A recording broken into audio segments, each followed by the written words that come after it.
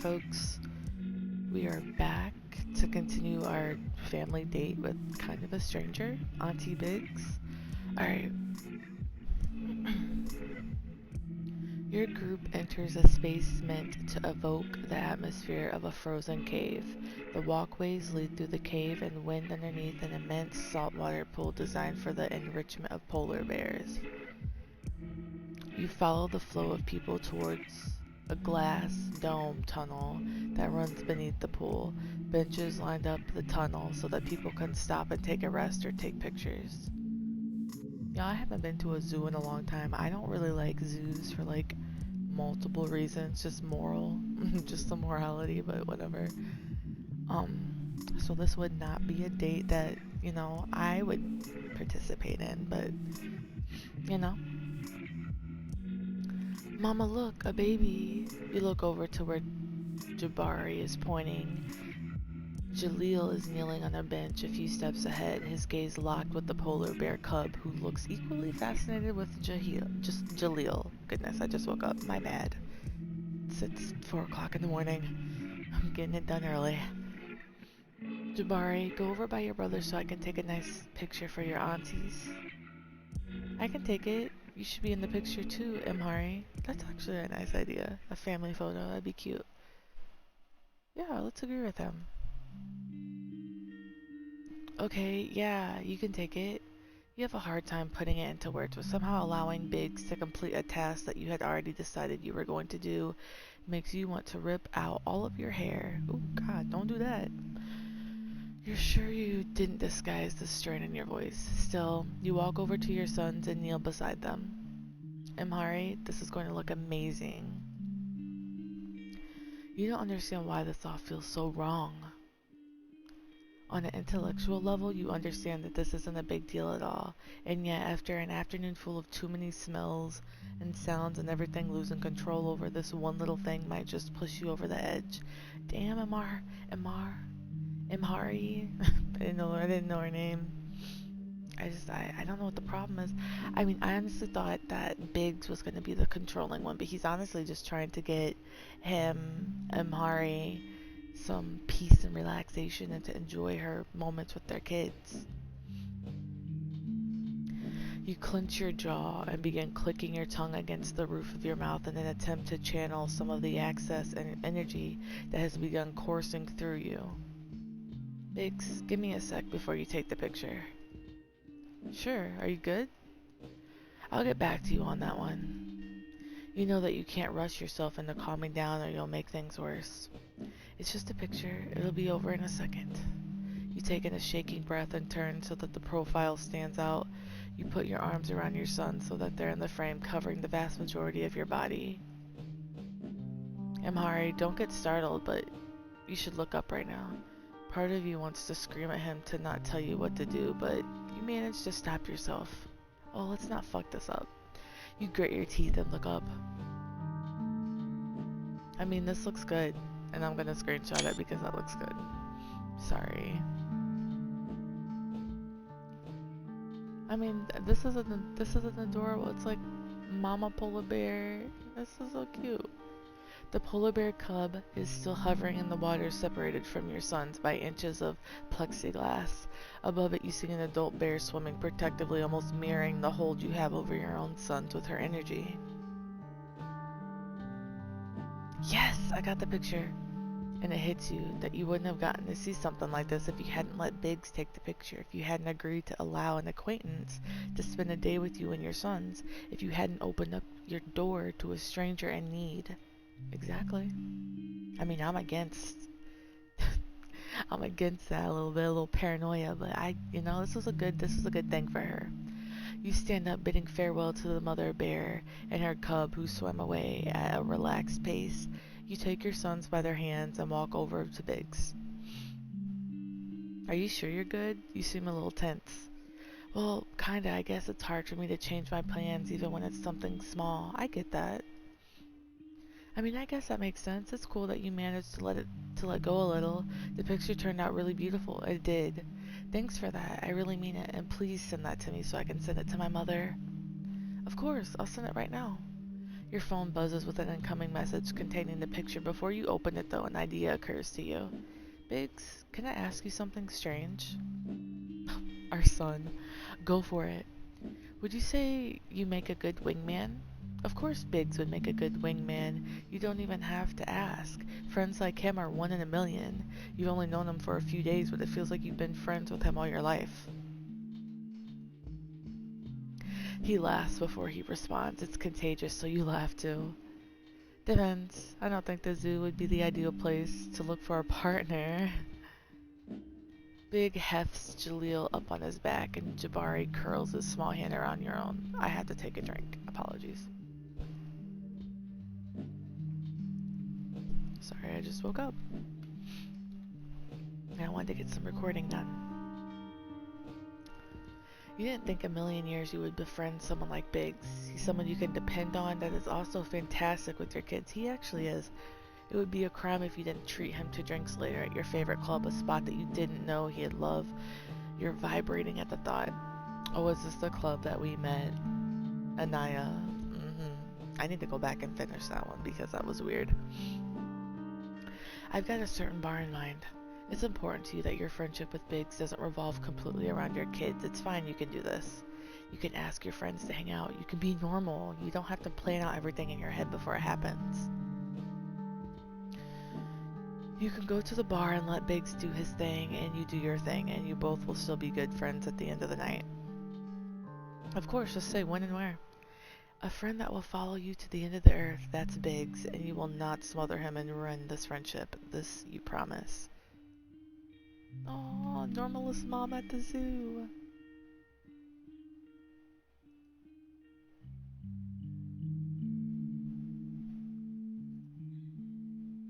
Alright, who's the next struggling single in our area? Oh, we're not there yet, my bad. Oh, maybe we can redeem ourselves here. I just heart everybody. We're swiping right on everybody.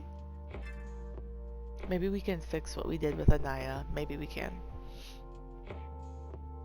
Because at first I thought, you know, Imhari was kind of a bitch.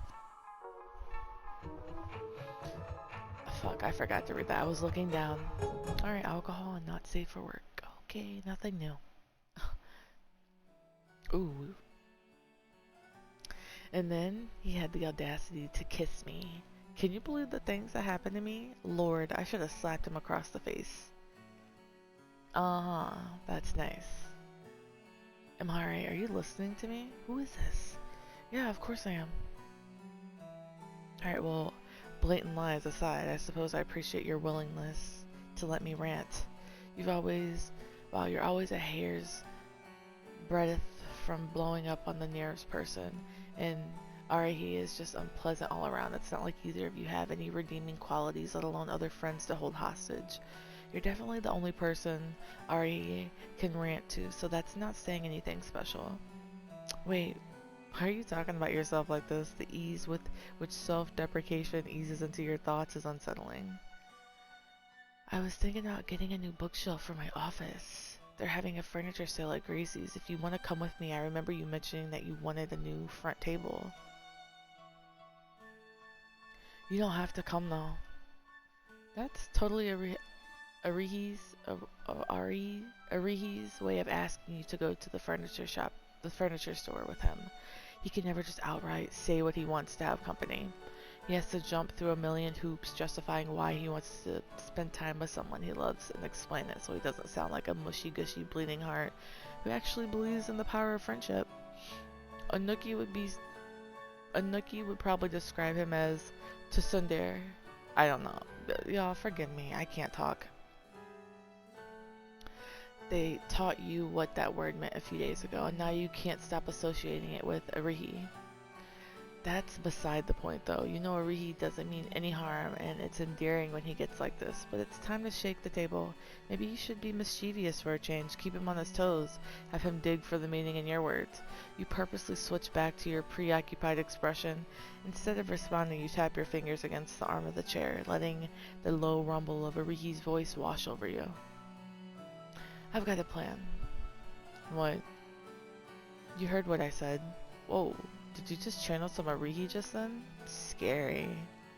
This is probably the first time Arihi's plans has been answered with a plan. Now he has to use his mega mind brain to come up with the plan for your plan after he already planned the plans he planned. His brain has to work overtime trying to figure out where exactly this conversation is going. He's probably going to be so annoyed, but you know he lives for this kind of mental gymnastics. You can vividly picture him inside your head wearing a solid black singlet and some loose shorts, standing atop one of Alonzo's hot pink gym mats, doing a standing high leg bent knee hamstring stretch, trying to outthink you. The mental image is so endearing that a smile teases your lips. In regular Arihi fashion, he arches a brow and clears his throat. He probably thinks you're laughing at him. Furniture shopping is fun. I agree, Habibi. I was not arguing. It's just that you can be so adorable sometimes. Or rather, you can't help but cherish the moments where Arihi's tough exterior cracks and you get a glimpse of that mellow man within. Truly, you're grateful for his friendship. You're honored that you get to call him your best friend. Oh, this is our best friend? Oh, okay. He can be a little rough around the edges, but quiet and gentle too. You can't put Arihi in a box. There's a lot more to him than people think. For example, he has many layers like an onion. He makes you cry, and if you leave him out in the sun for too long, he starts sprouting little white hairs. Not everyone likes onions, but everybody likes cakes, and cakes have layers. Okay, that was like two different foods though. I'd take you across the globe with the boys and I if I had the means. In fact, the place I have in mind is not far off from a furniture store. Ari gives you that look, you know that one. His eyes are scooping yours out of your skull. He's not only judging your life choices, he's judging your soul. Deadpan, arms folded, a subtle lean into your direction. The judge, jury, I am so sorry. An executioner? Executioner? There we go. Took me 3 or 4 times. An executioner are right in the middle of your living room. It's moments like these where you realize you and Arihi are polar opposites. Where he's fire, you're ice, and you complement each other so well. He's the perfect amount of ridiculous to balance out your control. Freak tendencies. Amhari, it's nearly sundown on a Friday. What fun thing could we possibly do? I mean, there's lots of shit to do on the weekend, boy. I'm glad you asked. Are we taking him to the club? Yep. I figured. Hey, it's lit. Sorry, I liked this music when I first heard it in Inaya's story. I hate you. You love me. I despise you. He seems uptight. I love you more. I abhor you. I don't know what that word means, but I adore you to pieces. Of course you know what that word means. You're a teacher, for goodness sake. Well, I'm not, and I don't know what it means, bitch. You just love to mess with him. You know he knows. He endlessly compliments you on your intellectualism. Your memory isn't the greatest, but you could swear he said you're one of the few people worthy enough to convert the same oxygen that he does in carbon dioxide. Is that even possible? Who knows? What you do know is that you're equal in his eyes, which is the highest praise coming from Arihi. I don't know how to say these names. Arihi Cooper. Come on, we used to go here all the time. You mean you used to drag me here all the time? And we had fun. Did I have fun? I must have forgotten that part in between all the miserable small talk I made with drunk strangers. I don't exactly do well at lesbian bars. Oh, like you do well at straight bars? Arihi Cooper forced to come to terms with the fact that he has as much game as belly button lint. You have to pat yourself on the back for that one. Now that you and Arihi have been hanging out more often, you've been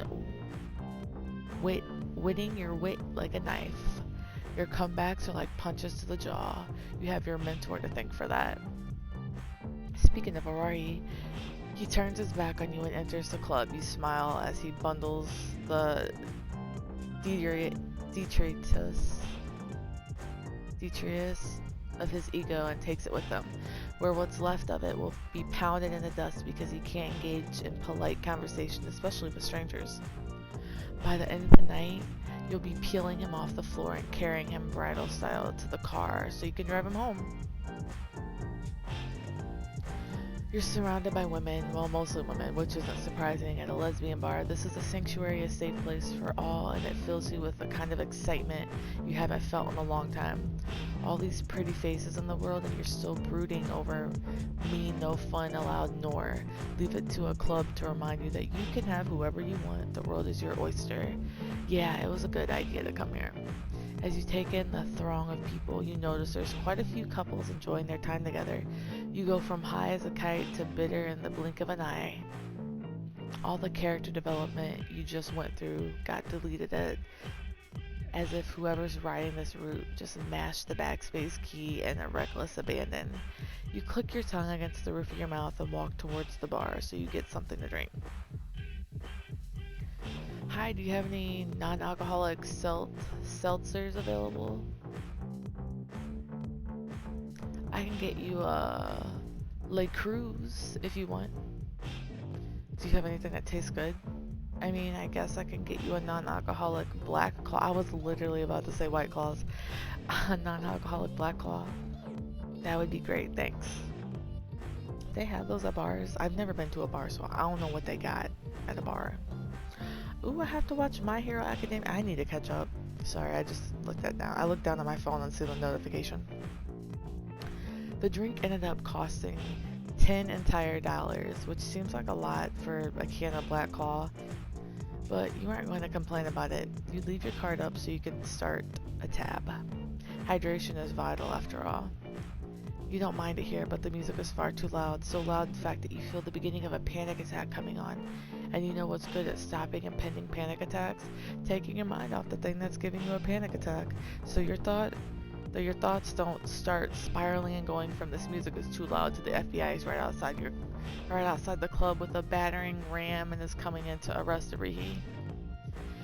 And because a balled up receipt fell out of his pocket, neither of us noticed, and now we're both facing 20 years for life for littering. Instead of fearing the music, you decided to become the music, the beat of your heart synchronized to the angular, low, bitrate sounds of Pulse X blaring through the speakers. It starts with a small bounce of your foot, and suddenly the entire dance floor is under your command. And then you see her. The world stops. You can't hear the music anymore. You almost break your neck doing a double take at the woman who's standing near the bar alone. She's standing near the bar all alone, and something tells you that you absolutely need to get to know her. All you know is that your body starts moving towards her before your brain can think thoughts. She's reeling you in like a fish caught on a hook. Oh, Inaya didn't know that. Inaya is so insecure. We need to fix that. Everyone always tells you that you have a certain kind of magnetism about you, but it pales in comparison to the appeal this woman has. You absolutely have to know her. Personally, maybe even carnally, if she's okay with it. Consent comes before anything else. She's cute, nervous. You get a better look at her as you approach her. If you mention how adorable she looks off to the side, keeping to herself, she'd probably deny it at a point of honor, since she eats at the salty splatoon. You know her type, a wallflower, doesn't go out a lot, has a friend that probably dragged her here or insisted they come here together to prove she's not a stick in the mud. I mean, you know, Amhari ain't wrong. Her eyes keep darting around the room like she's afraid she's on a hidden TV show or the FBI is outside the club waiting to arrest her for accidentally littering. Wow, a lot like these characters so far are like super paranoid. I love it. She's totally your type. Okay, but how was Noor? Like, I want to know her personality. Like, what attracted, Amhari to Noor? Okay, Abdi, you still got this. Once you're properly standing in front of her, you lean down and tap your knuckle against the side of her empty glass to get her attention. That same cute expression. Can I buy you another one? Shit, why did you do that? Touching her glass, getting all in her face like that? That's literally the most unhinged thing you've ever done. You need to abort the mission right now, immediately. They're $12. You can't help but laugh. Alhamdulillah. She doesn't think you're a total creep. I don't know if I said that right, don't be mad. Pretty standard for this part of town. Gin and tonic? You hope you identified the correct spirit lingering on her breath. Even though you don't drink alcohol, there's something so enchanting about kissing a woman after she's had a drink or two. Fortunately, she nods. You flag down the bartender and purchase another seltzer concoction for yourself and a gin and tonic for... Fuck! You never got her name. It's okay, you can still recover from this. Once the drink orders are in, you've taken a steadying breath, you turn to face her. I'm Imhari. Inaya.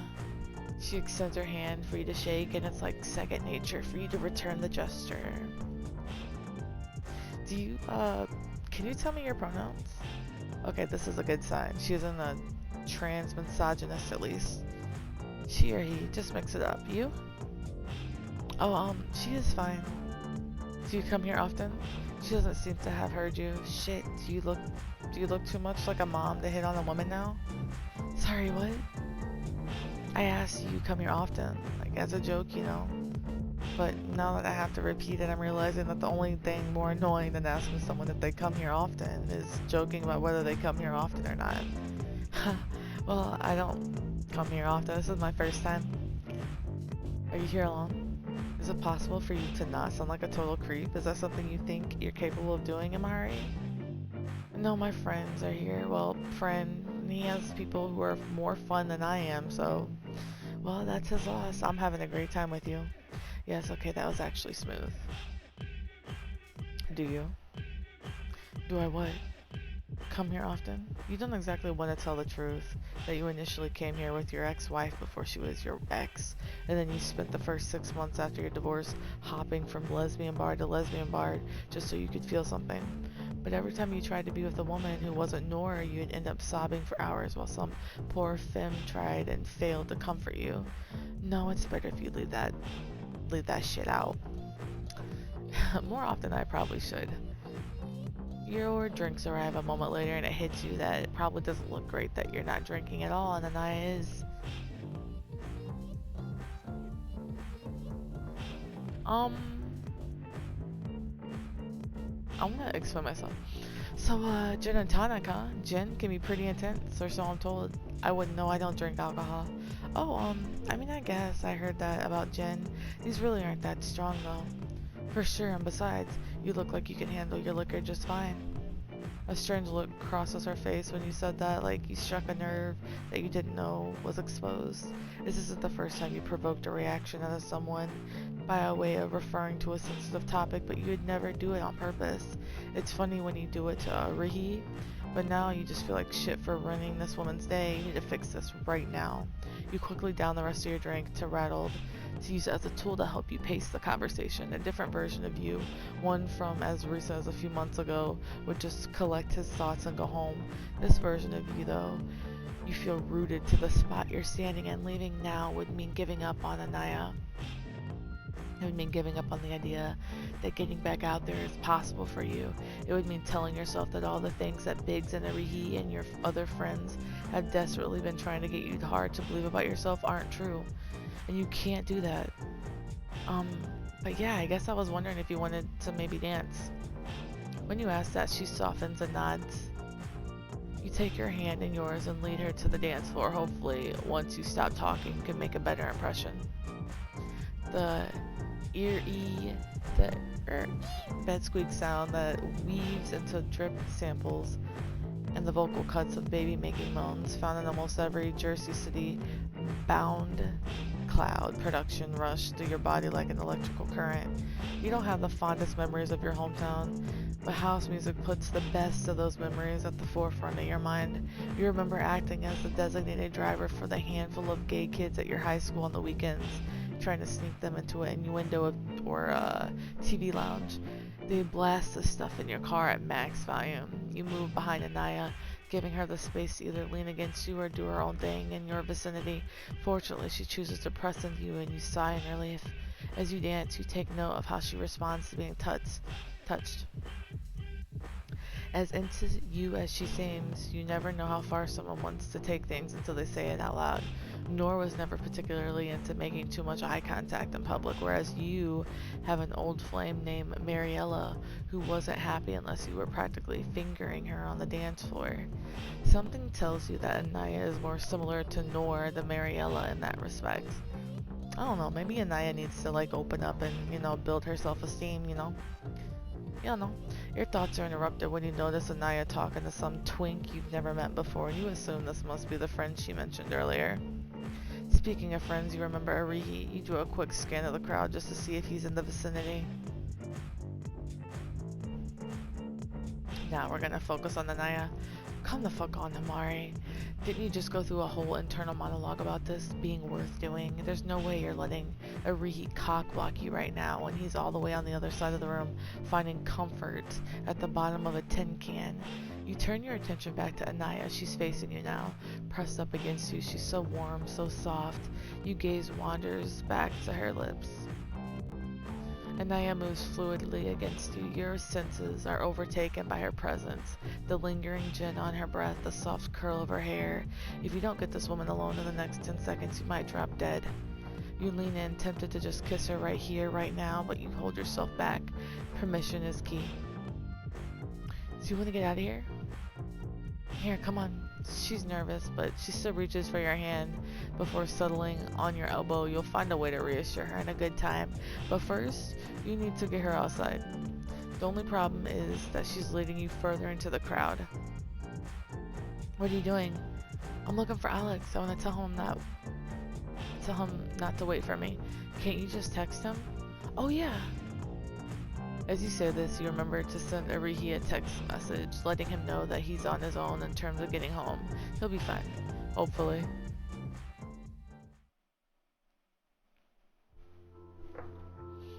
Inaya allows you to lead her outside. You take a deep breath once the cool night air hits you. Oh, I love fall and winter. I love cool air. Did you drive here? You squeeze her hand, not for any reason in particular besides your ever-growing need to get closer to her. Yeah, but we should go to your place instead of mine. Yeah, we can go back to my place if you want.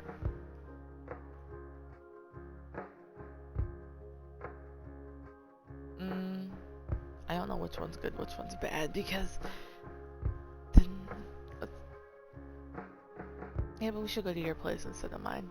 Sure, just it's kind of a mess. You don't know why, but something tells you that now is a bad time to bring someone back to your place. I don't mind messy. Oh, okay. You can't help but notice how nervous she is, and you resolve to do whatever you can to make her feel comfortable, starting by keeping the conversation on the way to her place light and easy. It helps that you really don't want to spill too much about your whole deal right now. It's probably a big turnoff to hear that a potential hookup is still very much hung up on his ex-wife. Maybe we can fix what happened to Inaya and him, Hari. You follow Inaya's directions and pull in front of her apartment building. A few minutes later, she leads you inside without any fuss.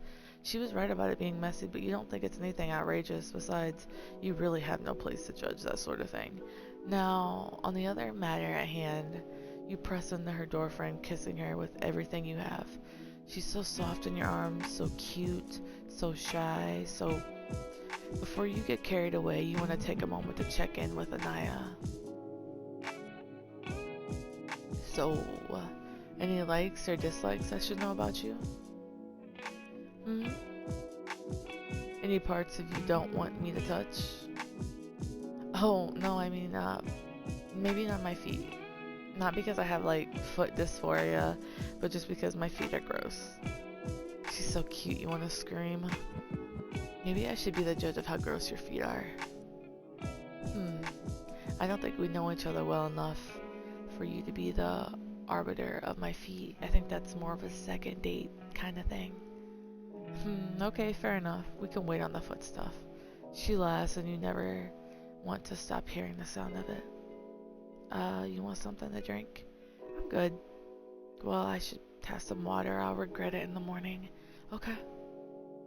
You step back maybe a little too quickly, but shit, it's been so long since you've done this kind of thing, and well, you really like her.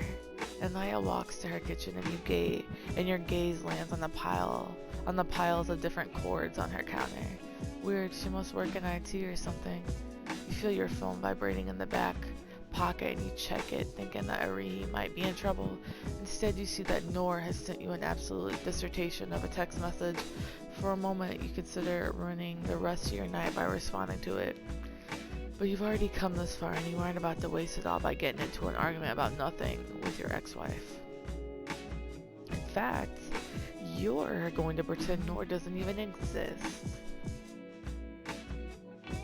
You drowned in your water or something? Okay, maybe you should take a deep breath or two before you start pretending Noor doesn't exist. You're still annoyed at Noor and it's coming through when you speak to Inaya, which is not fair. At least you got her attention though. She returns to you, stopping to stare for a moment before approaching. Should I put music on or something? What do you like to listen to? Actually, you get closer to her. I find boning to music kind of cheesy. You hope that wasn't too forward. Oh, right. You walk behind her so you have the leverage to push her onto the couch. In your experience, shy girls like it when you toss them around a little bit. Before she can react, you're in her lap. And now that you're so close and your eyes are open and you're really, really going to do this, you take a moment to admire her. I like your eyebrows. What? You run the pad of your thumb across one. Her hair is so dark and thick. She smells a little bit like sugar cookies and she's so sweet and I like them. Inaya laughs and you worry that maybe you messed up. What? Nothing. She still has half a smirk on her face, but she's clearly getting lost in the thought that isn't really related to right here or right now. So you lean in and kiss her again and again until you're both laughing.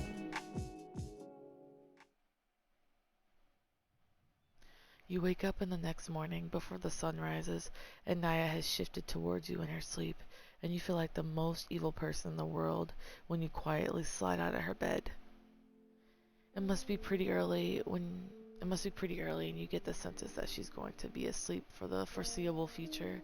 You're more quiet than you've ever been before as you slip your clothes on from last night on. Disgusting.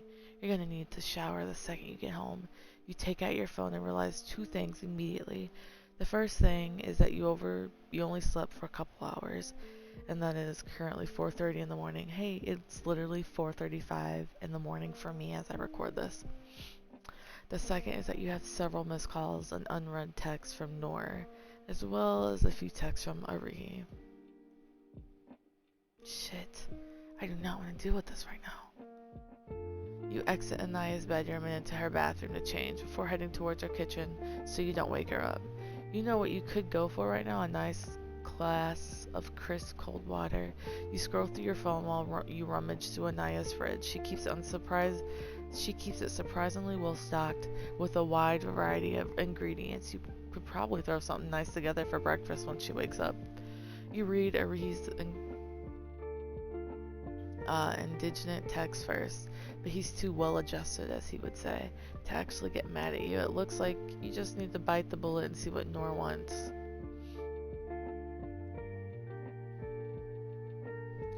Need to know your plans. Eid, call me.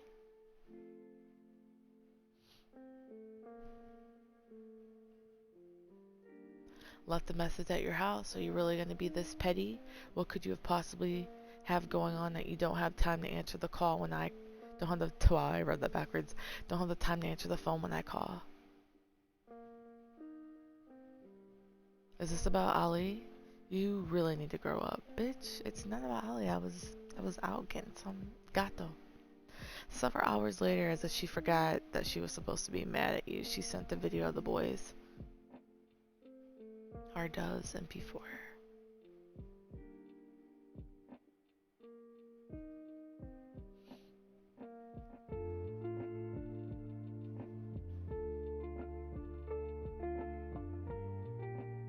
The boys wanted you to know about the show we are watching. You should check it out. You'll probably learn something. Shit, this could not be happening right now. Holy shit. Okay, let's turn this into a positive thing. The possibilities of this text, the implications of this text, you could rub this in Nora's face, tell her you don't need to watch Inaya. You don't need to watch Inaya's show because you can go over to Inaya's apartment and be on the show with her. That's right, the two of you have fallen madly in love with each other and you're going to be together until the sun explodes. You wish you could see Nora's face the exact moment she reads the text you definitely are about to send about having found your soulmate, your better half right under her nose. The devastation would make her age 50 years on the spot. Shit, I need to get out of here. Wait, why? Your palms are slick with anxious sweat. Fuck, what do I do? What do you... Oh, okay, you do what you always do when you're on the verge of an emotional crisis. He picks up on the second ring. Hello? You do realize it's 5 in the morning, right, Amari? I need you right now. Are you finally gonna stop calling me your emotional support trans mask? I'm being serious here. I am too. Just listen, okay? So you know how I went home with this girl last night, right? Yeah, I'm aware that you abandoned me at the bar. Continue. Well, everything was, fine, but then I checked my messages and I guess the universe hates me because it turns out that this girl has a show on Instagram that Nora loves to watch with the boys. I see. Why is this important? It's important because I need you to tell me if I should, I don't know, use this somehow. I don't know. I think maybe it would, I don't know, make things more interesting. He lets out one of the deepest, most troubled sighs you've ever heard him produce. I really should be charging you for this, Come on, what's your take on this? This actually is the deepest, most troubled sigh you've ever heard him produce. I mean, my professional take is that you're projecting the idealized version of your relationship with Nora onto Inaya. My take as your friend is that, frankly, you're absolutely batshit. Part of you knew he was gonna say that. Shit, you're right. I'm always right. Do you need anything else? I need to go puke until I die. Ha! There's a reason alcohol is haram, my dear. Haram? Haram? I don't know. I'm gonna kill you with a rock. I love you too, Ari. Fuck off. He hangs up after he says that, but you can hear an edge of laughter in his voice. Good old Ari. He really is right. As much as you want to launch headfirst into wifing Inaya all the way up, you know you shouldn't. Well, shit. You run a hand through your hair and head back to Inaya's bedroom so she at least doesn't wake up to your total absence. Hey. Ugh. She's so cute, this sucks. Don't at me. You okay?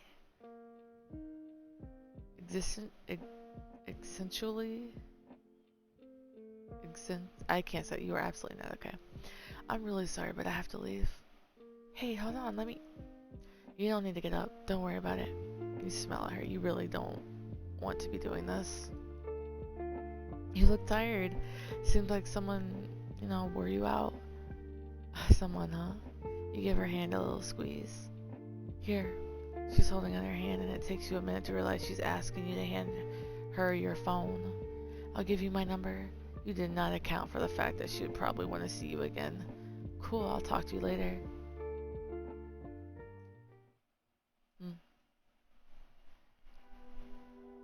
For the next week, you stare at the empty text conversation between you and Inaya. What can you even say to her? Sorry, I want to keep seeing you, but if I do, I'm going to use our relationship as a way to make my ex-wife feel bad about herself. Yeah, that'll go over well. As each day passes, you get increasingly anxious about reaching out to Inaya. I can't fucking do this. And so you don't. You go on about your day, work, errands, changing your oil, swinging by Arihi's for dinner. It's like nothing happened at all. On Friday night, right, you're deciding on which mystery novel to reread before bed, you get a text. Is it fucked up? It is fucked up that part of you wants it to be Inaya. In any case, it isn't.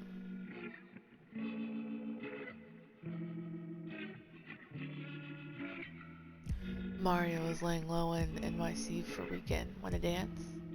Attached is close-up picture of her chest nearly bursting out of a tight red shirt. You don't even have to think about it. I'll pick you up in 20 minutes. I mean, that's kind of shitty. Like, I'm sorry you're letting me down. Less than an hour later, you're back at the bar catching up with one of the most intense women you've ever met. You would not fucking believe this, child. I told him, please do not call me until your bail is posted, because if you don't have a number, you're both of our times. And then this child goes and wastes his phone call, which isn't even a right. By the way, it's a nice thing to do for him since his father was a frequent flyer. He wastes the phone call he should have used to talk to our lawyers, who aren't cheap, by the way, on calling me. What can I do besides call the lawyers myself? You're half listening to her complaining about her grown son. Speaking of, how are your boys? You're so lucky they're so natured. Unlike mine, but that's what happens when they grow up, really. What a shame. Between Keaton's irresponsibility and Amelia's temper, well, let's just say they take after their fathers more than they take after me. Obviously, I've never met anyone as sweet as you, Mariella. She playfully swats at your shoulder. You're really sweet, but wrong.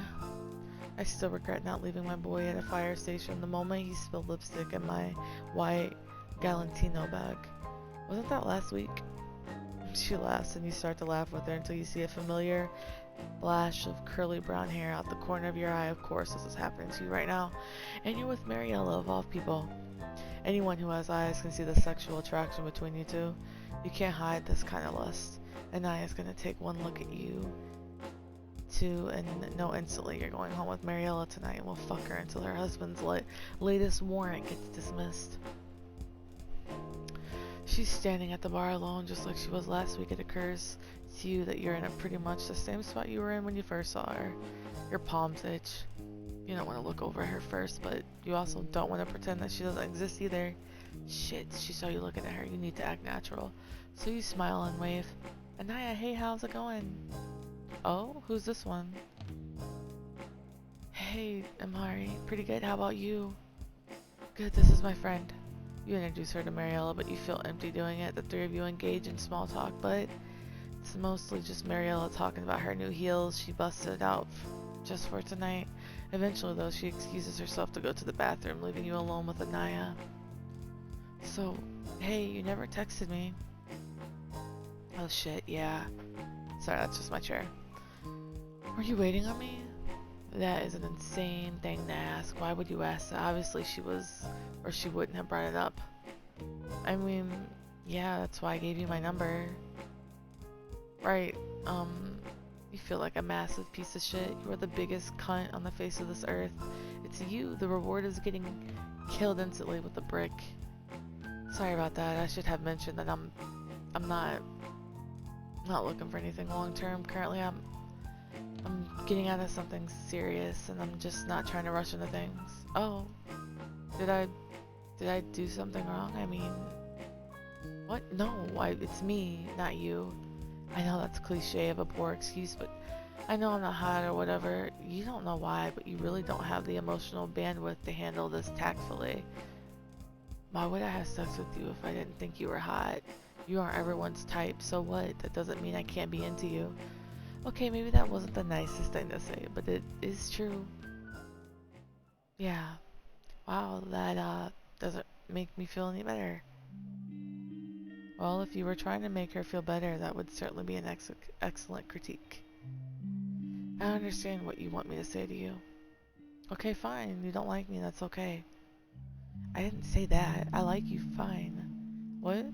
At this point, there's no looking back. No sugarcoating. You are the biggest bitch in Jersey City. You just don't really seem like you like yourself. I need to be careful about the energy I'm letting into my life long term. Sorry. Now that you've removed your initial spark of attraction, you see Inaya without rose-colored glasses. You didn't have to read her for filth, though. Thanks. Thanks for telling me. God, I'm so... Please don't be embarrassed, Inaya. I'm not trying to be cruel. I have issues too, okay? Like a lot of fucked up, insane bullshit that frankly you wouldn't want to deal with. You didn't have to read yourself for filthy there. Oh, okay, then that makes sense. Sorry to be weird. I've kind of had a wacky month. Can't help but laugh. She thinks that she's the weird one here.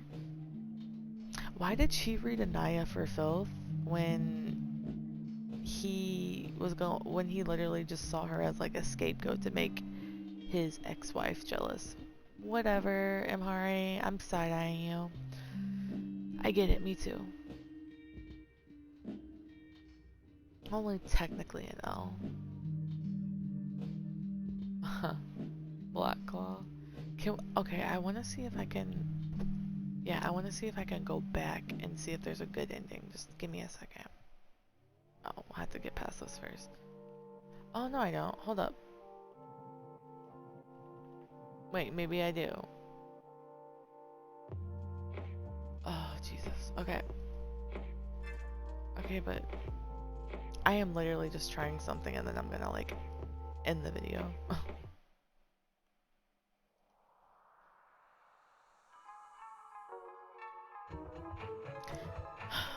You know what? I should just end the video here. Oh, cheating. Yeah, I definitely should just end the video. Where's the fucking... There we go. Hold up. Okay, so I'm going to end it here, folks. That was a quick episode. Well, not really. Not really. But, yeah, thank you for going through that with me. We got a different ending with Inaya, but I want to get a better one, and I failed again. So I'm gonna have to replay that again. I'll see y'all on another one.